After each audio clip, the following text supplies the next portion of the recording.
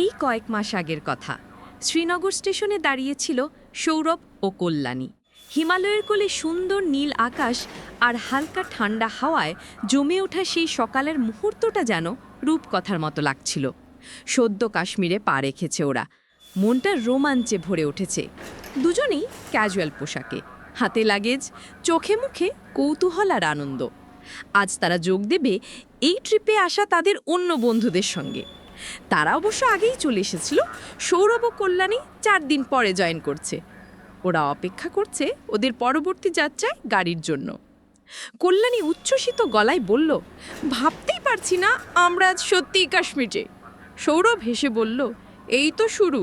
গুলমার্গ, সোনমার্গ, পেহেলগাঁও, ডাল লেক সব দেখা বাকি।